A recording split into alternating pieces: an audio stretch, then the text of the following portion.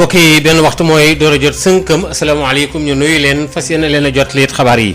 daañu dooree xabaar yi ci diwaanu Ziguinchor ñaari gaal yi looco yu fa mbëkkante am ci kenn koo xam ne kii dafa ñàkk bakkanam am ci am ay gaañu itam daañu ci dikk léegi ak Ben Michel Kanfoudi daañu ci toftal itam li nga xam dafa aju ci wàllu ndox mi ak itam ñi nga xam ne yëngu ci wàllu politique bi Khalifa Sall gannaaw moom ak Ousmane Sonko waa PDS demoon nañ foofu daañu ci jokkoo ji ak Josette Kali ci ñi nga xamee ne ñoom loru ci ndox mi ñu leen doon seeti foofule gannaaw ba nga xamee ne itam jamono yële ñu génn fan yi ñu génn yëpp sax wala weer yi ñu génn yëpp opposition bi dafa ne woon tekkaaral mel na nag fi ñu toll ni tàmbaliwaat nañ yëngu di yëy yàbbi ci mbir yi gannaaw ba nga xamee ne itam rawatina ak li am ci wàllu ndox mi professeur Moussa Diaw jokkoo ci ak El Hadji Malick Ndiaye daanu ko dalal mooy ki ñi dalal ci catal xabaar yi itam G20 ñoom fi ñu toll ni bëgg nañu tàmbaliwaat seen ëpp xeex itam sikki mu gaañi ëllëg ci kanam ministère bi ñu dénk wàllu fonction publique daan ci dikk léegi ci biir xabaar yi toftal ci incha allah coowar suuf li amoon fële ci Chérif Lo am ñu ne déedéet loolu ay waxi kese la daan ci dikk léegi ak kii di Babacar Sow toftal ci tamit tawat ji di Covid 19 bi mbas mi ñeent fukki nit ak juróom-ñett yees yoo xam ni wax nañ ne gàddu nañ doomu jàngoro jooju daan ci toftal incha allah yeneen i xabaar. Sud FM.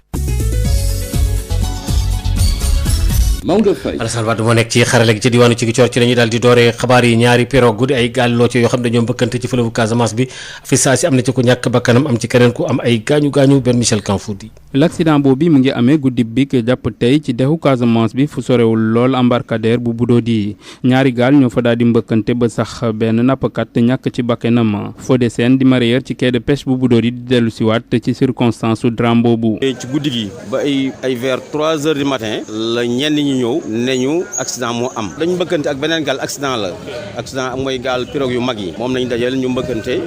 ñu indi kenn ki kooku ñu ngi doon wax Mouhamed Tamboura kooku loxo bi moom dafa yàqu yu métti parce que hélice moteur moom moo ko laal moom mu daanu ci ndox mi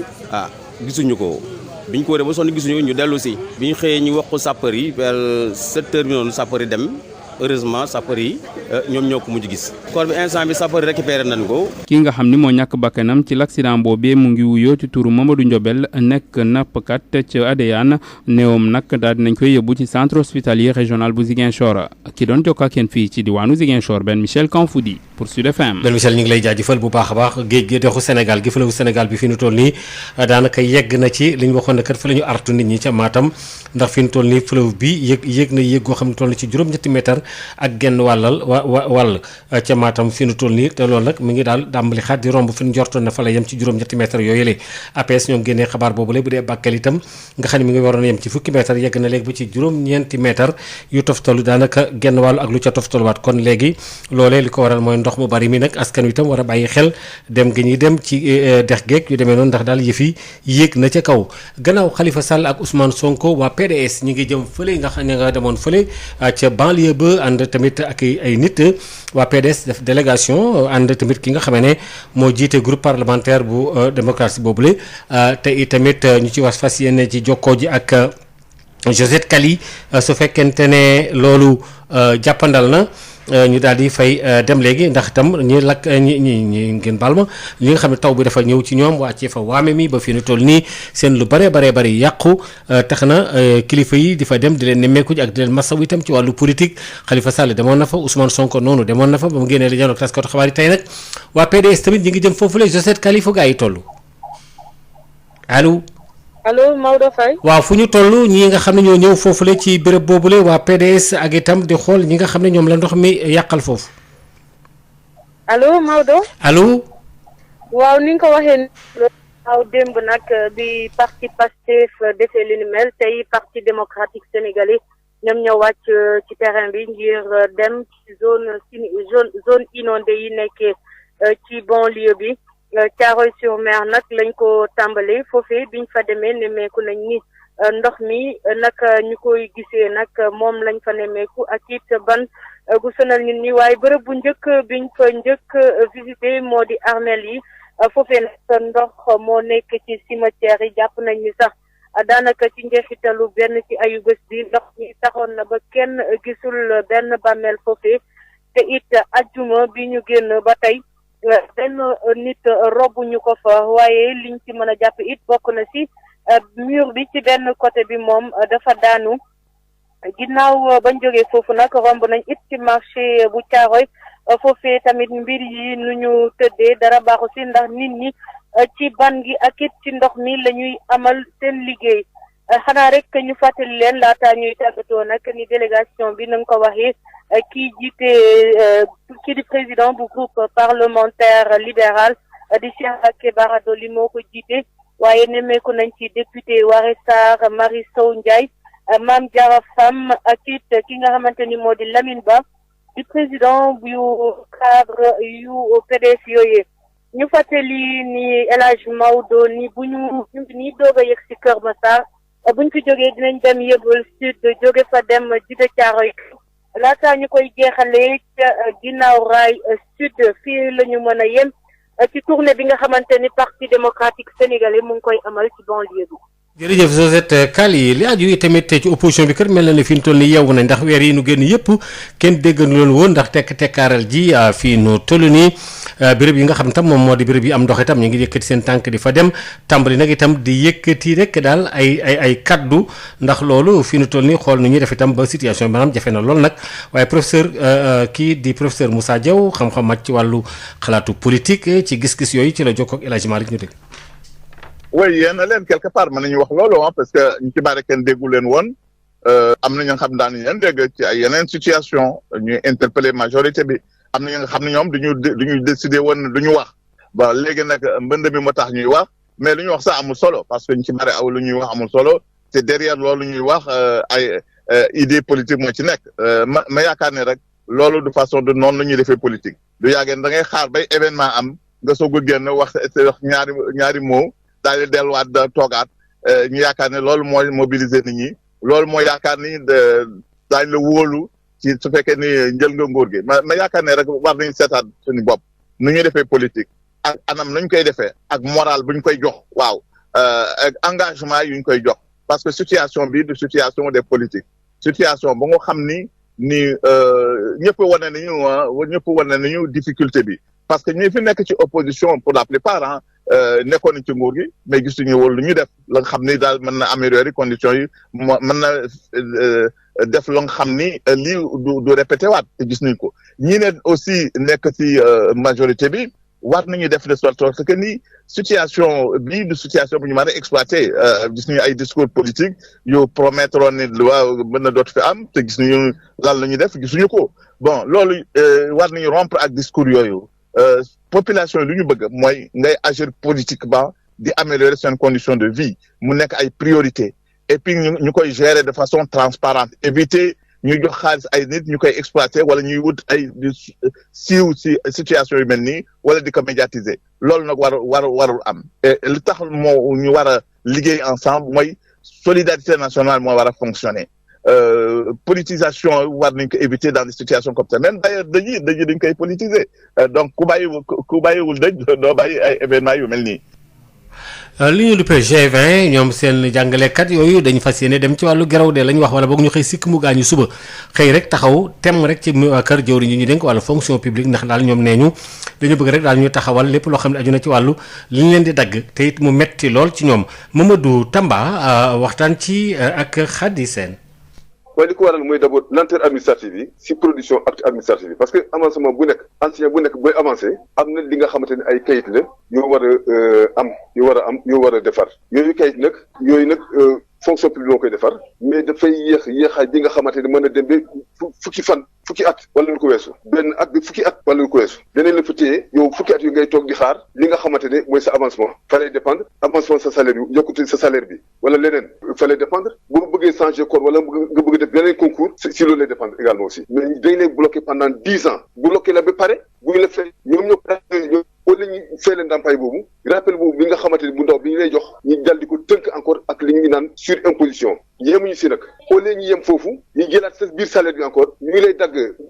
impôt maanaam impôt sur le revenu mais da koy yokkaat encore impôt bi day yokku encore finalement li ñu lay jox si li nga moom si loxo bi dañ koy dal di jëlaat si beneen loxo bi te loolu defe naa ne lu garaaw la léeg-léeg ni mooy diligence su payeru rappelu bi ñu amel jàngalekat yi ak respect wu engagement sur question wu habitat bi mais arrêt immédiat maanaam ñu arrêté li nga xam ne moom mooy surimposition yu aman ñuy def si rappelu enseignants yi ak seen i salaires yi bon leneen li mooy problème mu décret 74 347 décret boobu nag dafa tënk ñi nga xamante ni ñuy naan enseignants décisionnaires yi dafa leen tënk ba seen avancement bu nekk di mën nañ def fukki at wala ñaar fukki at mais bu ñu bëggee changer corps mën ñu ko def te bu ñu ko def aussi dañuy dellu si à zéro commencer à zéro parce que duñu yóbbaale seen 40% d'ancienneté ñooñu ngeen dëgg mais li nekk si kanam suñu kanam bu fekkente ne suba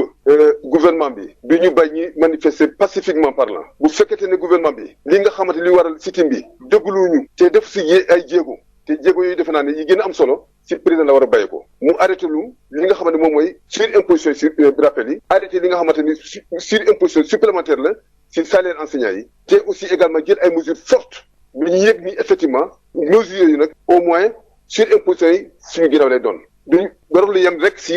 mesure technique yi nga xamante ne ñun yooyu defe naa ne c'est des réformettes waaw loolu daal mooy li nga xamante ni jàmm daal au-delà de Fatick ak leneen li ñuy ñaan mooy au moins ñu déglu ñu te ñu bàyyi ñu manifester de manière pacifique. li aju ci wàllu coow li am fële ci Chérif Lo ak itam ñu ne kilifa ga fa maire ba fa nekk daal day saaxee suuf sa ci lu lëndëm am ne daal ñu ne kat loolu ci ay projet ndaw ñu nekk ci projet agricole bi nekk foofu la ci Chérif Penku wax nañu ne daal loolu daal kat la yoo xam ni jaarul yoon Babacar Sow. tuumaal yi ñuy tuumaal jaraafu dëkkub Chérif Lo du ko jiiñ ñi day saax-saaxee suuf si ci commune bi ndaw yi nekk ci projet bu Chérif Penku foofee nga xam ni fa la leen jox lu toll ci ñeent fukki hectares mouvement ànd taxawu commune bu Chérif Lo di leen ci taqal ni daal maire bi dafa def lu ko neex ci mbir moomee doon ci andi ay tontu ñoom ñooñee yëkkati ay kàddu ni daal du leen lu dul wàllum politique te waa mouvement ànd taxawu Chérif Lo li ñu wax yépp amul ñu déglu ci Ibra Lo chargé communication projet bi nga xamee ni moo di projet bu Chérif Penku. ñu tuumal la maire ñu dégg loo xam ne lu jaaxal lañu gàcceel la ci ay ndaw yu jóg tey nii danoo jaay suuf foofee ci diwaan bu Chérif Lo rawatina si Chérif Penku li nekk ci 40 hectares amul tey man mi nga xam ne maa doon pilote projet bi ci njëlbeen ga kaw ba si suuf maa ko yor ba tey maa yor communication projet lépp la fay am ump ma maire lenn la ci am mu nekk projet agricole mooy signer approbation partenaire bi nga xam ne tey moom muy ñëw indi xaalisam di ko def ci projet parce que jamono bi doon toll si jamono agro business ñi nga xam ne paysans yi nga xam ne ñoo yoroon seen tool amuñu mu ñoo am ñaar dërëm seen tool yi ñoo jël tey tool yooyu boole seen li ñu amoon mu nekk 40 hectares ñu jox ko partenaire mu def ko agro business ngir ñu mën cee liggéey ñu mën leen jural ak njariñ seen biir gox ñun paysans yi ñoo jël suñu suuf ànd ak partenaire jox ko muy ànd ak ñoom liggéey ci suñu tey bakkan kon kenn du ñëw tey duñu ko jaxaseel duñu ruuma daaj. ñuy fàttali mouvement ànd taxawu Chérif Lo deful sax ay bés dañu jëloon ab huissier de justice ni daal dañu bëgg a saytu lépp loo xam ne lii maire bi def na ko ci saax-saaxee bi nga xamee ni mi ngi koy def suufu commune bu Chérif Lo Tivaouane Babacar Sow dañ ci jokk ak yéen pour Sud FM. Babacar Sow ci wàllu Covid 19 bi ci la ñuy daal dem gannaaw benn waxtu demee ba fekkoog fukki minute ak juróom ñeent fukki nit ak juróom-ñett yu ñu yoo xam ñu gàddu nañ doomu jàngoro ji ñaar fukki yi ci wàllante bi ci biir askan wi am na ci nag daanaka lim boo xam ne bi toll nañ ci fanweer ak ñeent yoo xam ni Sowédas la ñu nekk docteur Mamadou Ndiaye. tey ci bésu alxames fukki fan ci weeru septembre 2020 ministère de la santé et de l'action sociale jot na résultat examen virologique yi may waaj a lim ci juróom-ñeent téeméer ak fanweer ak ñetti test yi ñu def ñeent fukk ak juróom-ñett ñoo ci positif yooyu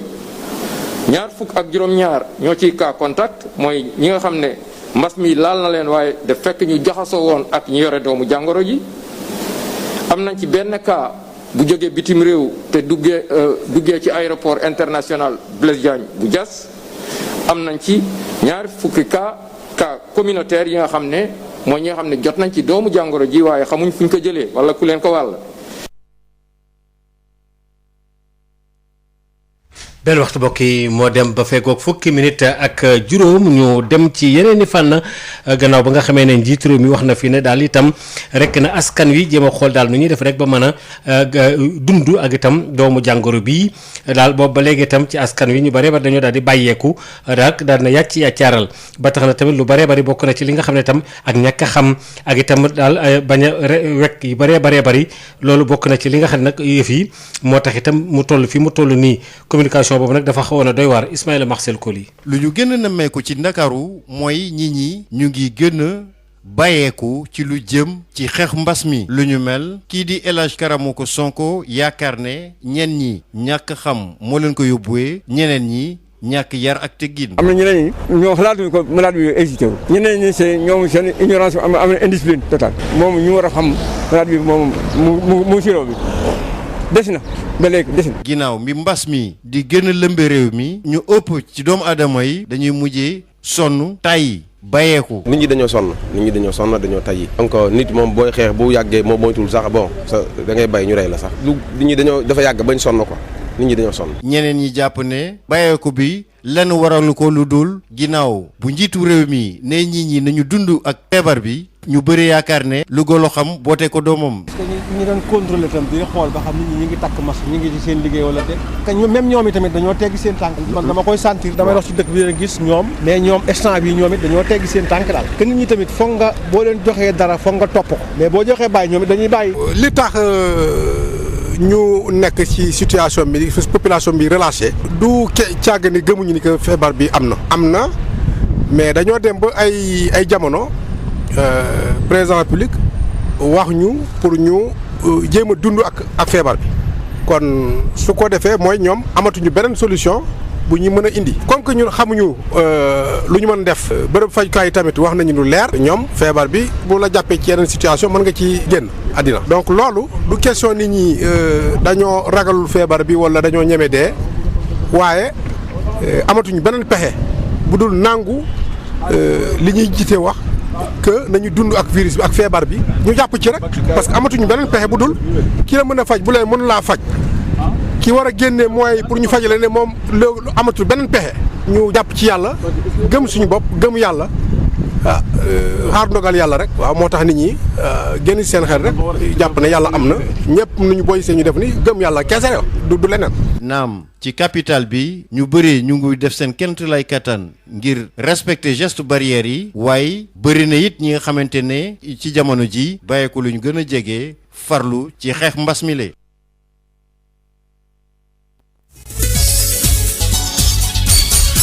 xibaaru bitim réew. dañuy dem rek ci Afrique gi ndax daanaka boo seetloo rawatina Afrique gi féete sowu jant taw yu takko yi nga xamee ne li mu jur mooy lu bare yàqu na am na sax ñoo xam ne loru nañ ci ay bakkan rot ci itam loolu nag daanaka luy fa aada woo di faral di am la Ndeye Marème Ndiaye. di ko dalee fii ci suñu réew di Sénégal jaar ca Niger Burkina Faso Mauritanie ba Soudan taw yi nga xam ne nag moom lañu fi nemmeeku fan yi yëpp daal dinay bett ñu bëri taw yooyu li ñu ci am ci njeexteelu ay bés yële ñu génn dafa bëri te pourtant nawet bi jeexagul fa li nga xam ne moom mooy ca Mauritanie am na ay gox yoo xam ne quartier yu bëri kenn mënatu faa jaar ndaxte ndox ba dafa fees dell ñu gis tamit ne gox bu mel ni Séliba bi foofu moom kenn mënatu faa dugg ndaxte ndox bi dafa fees dell ci biir gox ba ca Rosso nekk dëkk bi nekk ci diggante Sénégal ak Mauritanie foofu moom ñu bëri daal di nañuy jógee ci seeni gox boobu dem nag ci yeneen gox ndaxte mënatuñoo dëkk ci seen biir kër yi ca Burkina Faso rawatina nag ca capitale ba di Ouagadougou foofu am na ñetti nit yu fa ñàkk seen bakken mu am tamit ci lu tollook ñetti téeméeri njaboot yoo xam ne ndox bi nangu na seen kër gouvernement bi daal di nay xamle sax ne ci lu tolloo fukk ak ñetti nit ñoom ñoo ci ñàkk seen bakken loo sama moo tax ba mu daal di déclarer état de catastrophe ca Niamey nekk ca Niger foofu it ay junni nit ñoo gis seen i dëkkuwaay ndox ba daal di koy nangu li ni mel sax tàmbali na bu yàgg ndaxte ci njeexteelu weeru août fleuve Niger bi dafa feesoon dell ba daal di dugg ci kër yi loolu nag faatoon bakken ci lu tollook juróom fukk ak juróom-ñaari nit am tamit lu weesu ñaar téeméeri junni nit yoo xam ne dañoo jóge seen i kër wante fa mu gën a méttee nag moom mooy ca Soudan ndaxte foofu dex bii di Nil dafa daal di yokku bu baax a baax te nee nañu nag guléet ñuy nemmeeku li ni mel loolu sax moom moo tax ba ndox bi nga xam ne moom moo dugg ci biir kër yi tax na nag ba ci lu tollook téeméeri junni ci ay nit daal dinañu fay jóge mu am tamit ñu bëri ñoo xam ne nag ñàkk nañu seen bakken war nañu toll sax ci téeméer bureau de coordination humanitaire bu ONU daal di def at liñatu xool mbënd bi ñan la gën a sonal fii ci biir Afrique sowu jant ak tamit benn pàcc ci Afrique centrale ginnaaw seen gëstu googu nag daal dinañuy gis ne ci lu tollook juróom-ñaari téeméeri junni yu tegal juróom-benn fukk daal ci ay nit mbënd bi sonal na leen. Odile kon ñu dem ci wàllu tàggat yaram. Maodo Faye nuyu naa la nuyu ñëpp ñi nga xamante ne ñu ngi ñuy déglu xabaaru tàggat yaram yi dañ koy door rek wàllum football ak ñi nga xamante ne ki nga xamante ne moom mooy organiser lii di Coupe d'Afrique beach soccer muy footballu tefes gi dinañ ko xam tey jii ci jeudi gi gannaaw réunion bi nga xamante ne waa CAF ñu ngi koy amal foofee ca Caire ñoom ñi nga xamante ne ñu jiite nag CAF dañuy daal di waxtaan nag ci naka la ñuy amalee compétition CAF yi naka noonu ban dëkk moom la ñuy daal di jox mu daal di organiser lii di beach soccer soccer bi di Coupe d'Afrique bi kon Sénégal nag moom bokk na ci candidat yi nga xamante ne daal dinañu wax ni bëgg nañu organiser lii nga xamante ne moom mooy kanu footballu tefes gi loolee dinañ ci dikk suñu yeneen ni jotaayu xibaar ngir xam ban dëkk la ñu daal di dénk boobule organisation. ñu wax ci football bi ca Europe ak Paris Saint-Germain mi nga xamante ne dafay daal di retrouver tey lii di Ligue 1 bi club bu capitale française bi dina daal di fekki tey ci ngoon ñi nga xamante ne ñoom ñooy waa Lens bu 19h jotee muy jongante retard boo xamante ne mu ngi bokk ci ñaareelu bëccëg Ligue 1 française bi Paris Saint-Germain nag di jongante te ki nga xamante ne moom mooy Mbappé du ci bokk Neymar Di Maria Cardiff ñoom ñëpp jamono ji dañoo nekk en quarantaine gannaaw nag ba ñu gisee ñu dañoo daal di amee wopp bi di coronavirus kon Paris Saint-Germain tey nag muy door championnat wam digganteem ak Lens gannaaw balaa nag muy daal di jongante ak Marseille ni ki samedi bi ñu dëgmal muy jongante boo xamante ne dafay daal di bokk ci ñetteelu bëccëg Ligue 1 française bi dañuy daal di soppi nag discipline wax ci athlétisme ndax saison 2020-2021 ñi nga xamante ne ñoom ñooy athlète Sénégal daañu chargé bu baax a baax bu ñu sukkandikoo ci ki nga xamante ne moom mooy directeur technique national compétition yëpp yi waroon a am ci saison 2019-2020 bi dañ ko daal di yóbbu ci li nga xamante ne moom mooy saison 2020-2021 li ko waral moom mooy coronavirus bi nga xamante ne moo lëmbee àdduna coronavirus boobee nag daal di am ab jeexital bu baax a baax ci doxalinu athlétisme fii ci suñu biir réew loole yëpp dinañ ci dikk suñu yeneen jotaayu xibaar ak directeur technique national bi di Pape Serigne Diène Maodo Faye fii la ñeem ci xibaar yi. jërëjëf Odile bokk yi kon ñaar fukki minute ak ñett moo fegu ci benn waxtu fii saa si ñu dem ci ki ñi daal di professeur Moussa Diaw El Hadj Malick Ndiaye moo ko dalal ci opposition bi nu ñu jógewaat tey ak nu ñu taxawee xalaatam. Sud FM ganu bés bi.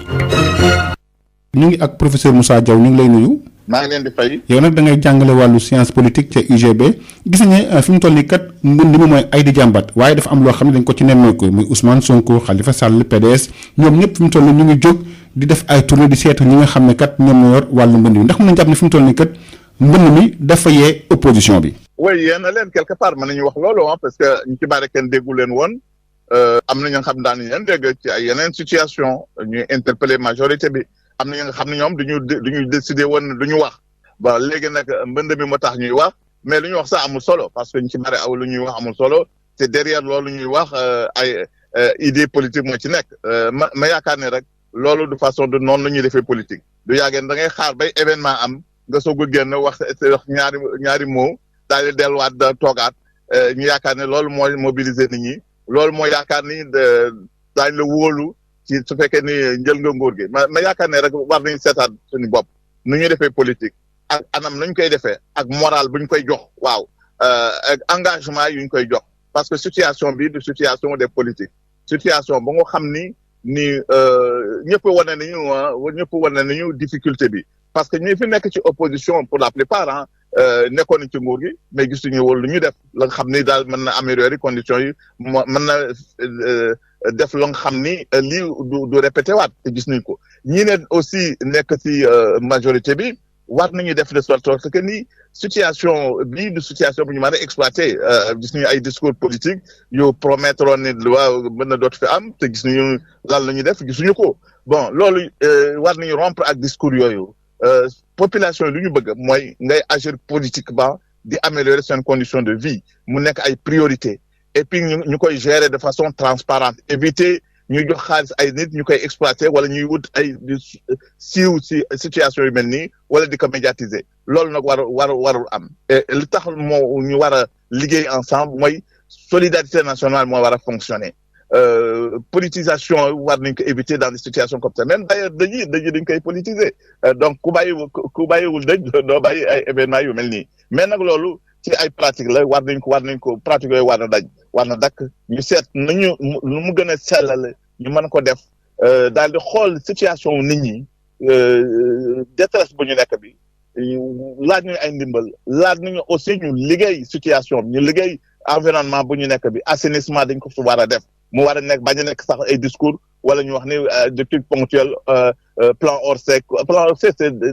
c'est ci situation rapide rek la war a doon situation ponctuelle waaye lii day ñëw chaque fois war nañ ko régler définitivement def ci ay plan yu xam ni ay investissement yu am doole lañ koy def ay aménagement yu am doole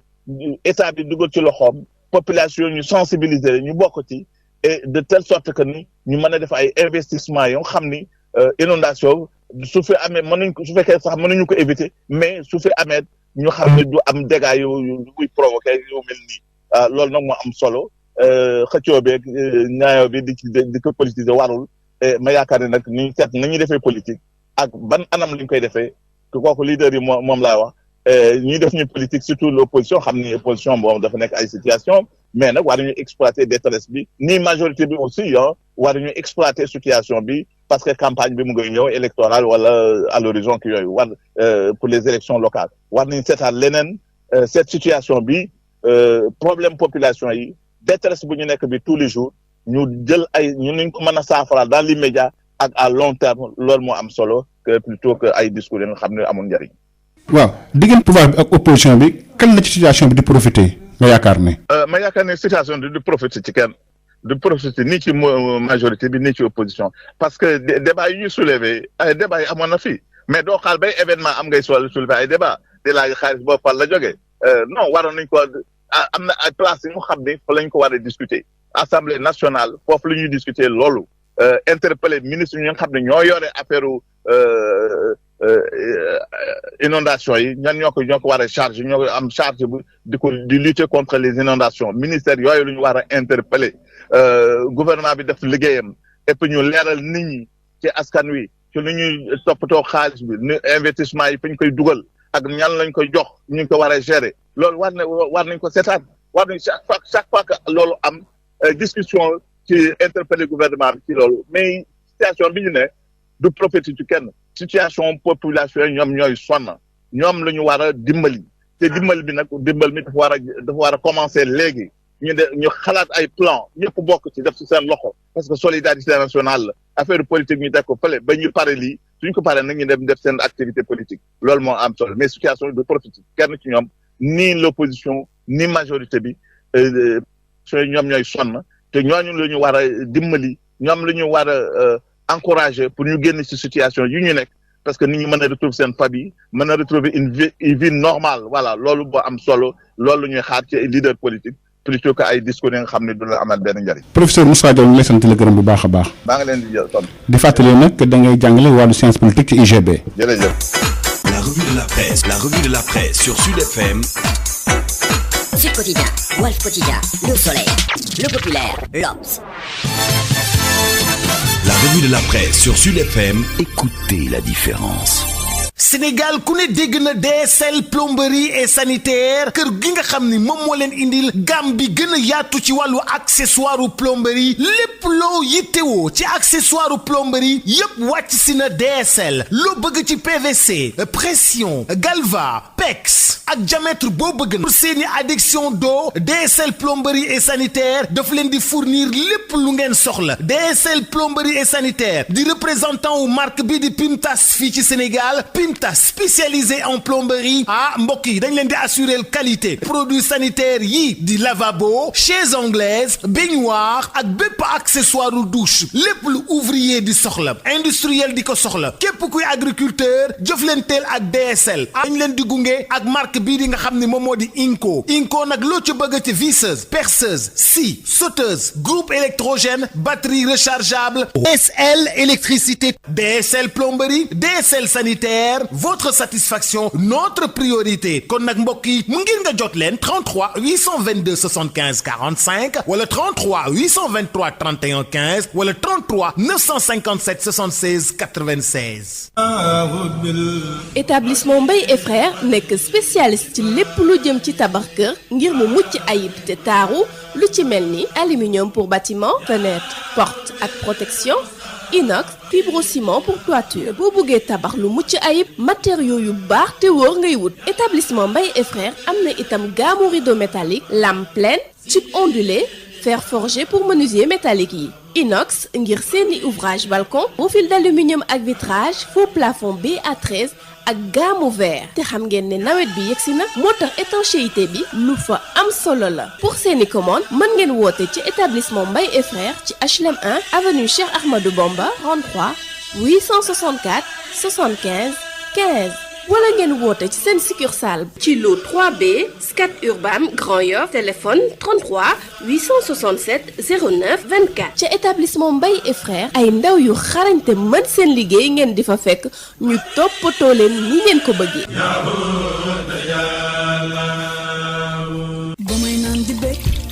dara gënul neex saa bu may naan sama boisson punch ay goût yu bees neex lool ak parfum yu bari yi orange ananas pomme mangue coco limonade ak cola punch cafka bii fi ci sànno moo mën ci xew seen boisson punch moo leen di may li ci yéenekaay ndoxu waalo ndox mu neex saa yu ñu mare naan waalo la ñuy taamu dafa sel woyof te neex a naan ndoxu waalo moo baax si bépp xew fu mbooloo mi dajee waalo mooy teraanga bi ñuy séddoo butel bi neexatee neex a yóbbaale te ñaar fukki dërëm rekk lay jaar seen ndoxu waalo moo leen di may li si yéenekaay yi. DSL plomberie et sanitaire les établissements Mbaye et Frères seen boisson punch ak ndox mu sell mi di waalo ñoo leen di may seen revue de presse.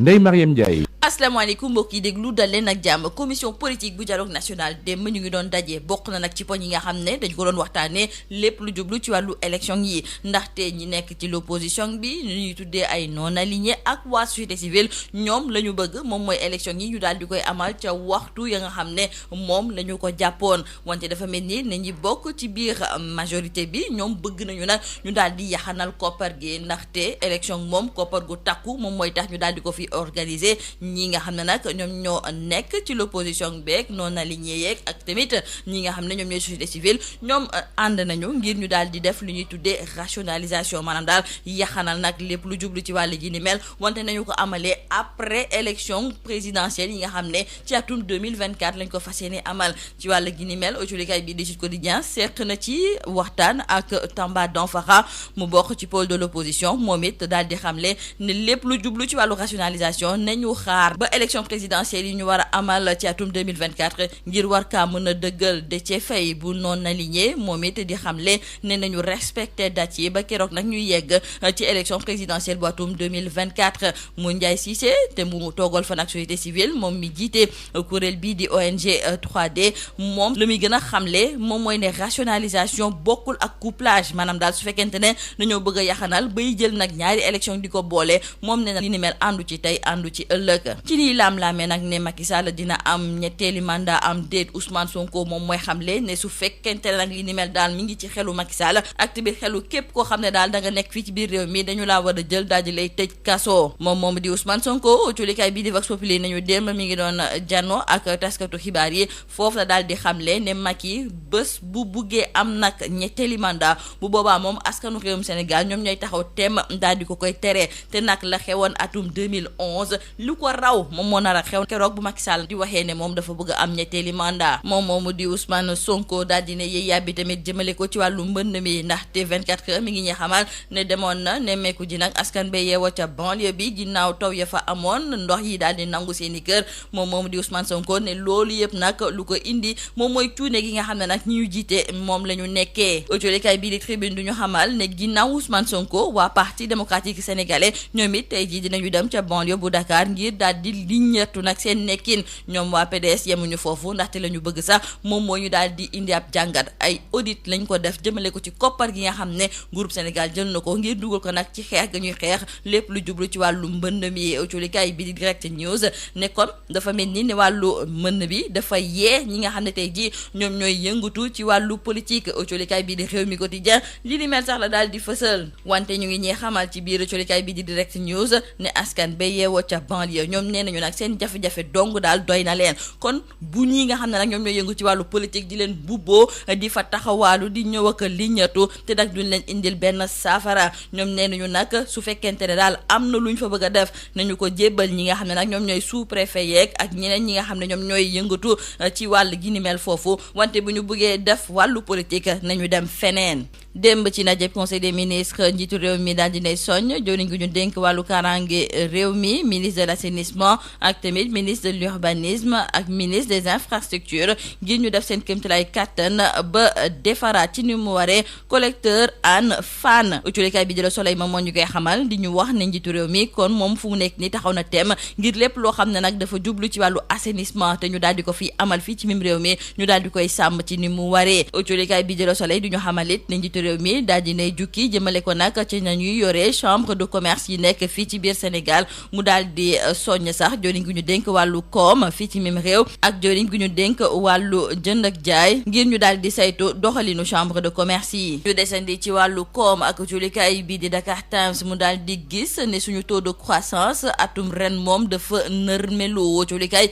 boobu daal di xamle ne Macky Sall ba ñu ko tabbee ba léegi nag guléet ñuy nemmeeku li ni mel te it la ñu ko yóbbee bëri na. waa Banque mondiale ak waa FMI di soññ waa Sénégal ngir ñu daal di defaraat seen taxawaay ngir fexe ba suñu croissance du soox. màggalu Tuuba bu atum ren ñu ngi ko dëgmal ci ndoxteelu weeru octobre wante ñu ngi ñee xamal ci biir colikaay bi di L'As ne atum ren moom ñi yore télévision yi duñu mën a am wala boog ñu def seen i plateau ci li nga xam ne nag moom moo wër grande mosquée bi. décision gi ni mel nag démb la ko waa responsable daayira Muxaddamatul Xidma daal di xamle ñooñu nag la ñu dénk lépp lu jublu ci wàllu saytu ak kaaraange ci biir grande mosquée bi ñu daal di ci xamle ne sax ci màggalub atum ren dina am ci lu tolloog 800 nit yoo xam ne dinañu leen jël tas leen ci biir Touba ngir fexe nag ba képp kuy ñëw foofu nga xam ne moom mooy ca diwaan bu sell wi nga daal di mën a respecter lu ñuy tuddee ay gestes barrières. jeexale ko ak wàllu tàggat yaram ci biir colikaay bii di Stades suñu naataango yi ñu ngi ñuy xamal ne fédération marocaine daal dinay dalal xel yi ci jongante xarito bi nar a am ci diggante Maroc ak Sénégal ci juróom-ñeenti fan ci weeru octobre bu atum 2020 jongante boobu dinañu ko amale ca Rabat nag bokk na ci gox yi nga xam ne mbas bi di Covid 19 méttiwu fa ndaxte foofu nga xam ne nag moom mooy ca Maroc ci lu tollook juróom ñetti diwaan lañu daal di ber ndaxte feebar ba dafa lëmbee te nag Rabat bokk ci kon Sadio Mané ak i ñooñam dinañu dem fa li nga xam ne nag moom mooy ca Maroc rawatina nag ca Rabat ngir war a mën a jongante ak ñi nga xam ne ñoom ñooy waa Maroc ci juróom-ñeenti fan ci weeru octobre laata nag ñu dellu si waat fii ci biir Thiès ngir war fee mën a daje ak waa Mauritanie ci fukki fan ak ñett ci weeru octobre lii moo nekkoon mbokk julikat yi li gën a fës ci biir julikaay ji ñu leen di ñaanal njeexte lu bës ak jàmm. Sénégal ku ne dégg na DSL plomberie et sanitaire kër gi nga xam ni moom moo leen indil gamme bi gën a yaatu ci wàllu accessoire plomberie lépp loo yittewoo ci accessoire plomberie yépp wàcc si na DSL loo bëgg ci PVC pression galva pex ak diamètre boo bëgg na pour seeni adduction d'eau DSL plomberie et sanitaire daf leen di fournir lépp lu ngeen soxla DSL plomberie et sanitaire di représentant wu marque bi di Pimtas fii ci Sénégal Pimtas spécialisé en plomberie mbokk yi dañ leen di assurer qualité produits sanitaires yi di lavabo chaises anglaises baignoire ak bépp accessoire u douche lépp lu ouvrier di soxla industriel di ko soxla képp kuy agriculteur jëflanteel ak DSL dañ leen di gunge ak marque bii di nga xam ne moom moo di Inco nag loo ci bëgg ci visseuse perceuse scie sauteuse groupe électrogène batterie rechargeable DSL électricité DSL plomberie DSL sanitaire votre satisfaction notre priorité kon nag mbokk yi mu ngir nga jot leen 33 822 75 45 wala 33 823 31 15 wala 33 957 76 96. établissement Mbaye et frères nekk spécialiste ci lépp lu jëm ci tabax kër ngir mu mucc ayib te taaru lu ci mel ni aluminium pour bâtiment fenêtre porte ak protection inox fibrociment pour toiture boo bëggee tabax lu mucc ayib matériaux yu baax te wóor ngay wut. établissement Mbaye et frères am na itam gamme rideau métallique lame pleine tube ondulé fer forgé pour menuisier métallique yi. inox ngir seeni ouvrage balcon profil d'aluminium ak vitrage faux plafond BA13 ak gamme verre te xam ngeen ne nawet bi yegsi na moo tax étanchéité bi lu fa am solo la. pour seeni commande mën ngeen woote ci établissement Mbaye et frères ci HLM 1 avenue Cheikh Ahmadou Bamba 33 864 75 15 wala ngeen woote ci seen succursale ci lu 3B Scat Urbam Grand Yoff téléphone 33 867 09 24 ca établissement Mbaye et frères ay ndaw yu xarañte mën seen liggéey ngeen di fa fekk ñu toppatoo leen ni ngeen ko bëggee.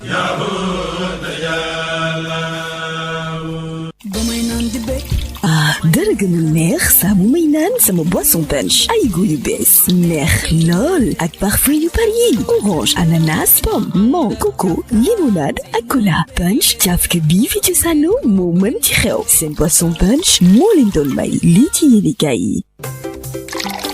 ndoxu waalo ndox mu neex saa yu ñu mare naan waalo la ñuy taamu dafa sel woyof te neex a naan ndoxu waalo moo baax si bépp xew fu mbooloo mi dajee waalo mooy teraanga bi ñuy séddoo butel bi neexatee neex a yóbbaale te ñaar fukki dërëm rekk lay jaar ndoxu waalo moo leen doon may li si yéenekaay yi. DSL plomberie et sanitaire les établissements Mbaye et frères seen boisson punch ak ndox mu sell mi di waalo ñoo leen doon may seen revue de presse.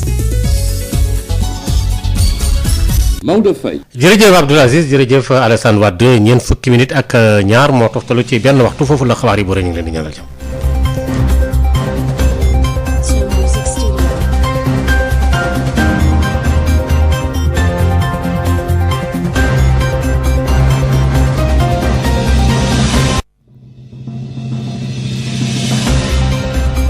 romb ngeen ay junniy doomu aadama yuy déglu Sud FM seen rajo ci àdduna bi wërngal këpp bés bu yàlla sàkk ci Dakar ci diiwaan yi ak ca bitim réew Sud FM nekk fii ci Sénégal Sud FM bawoo fii ci Sénégal Sud FM Sénégal rekk la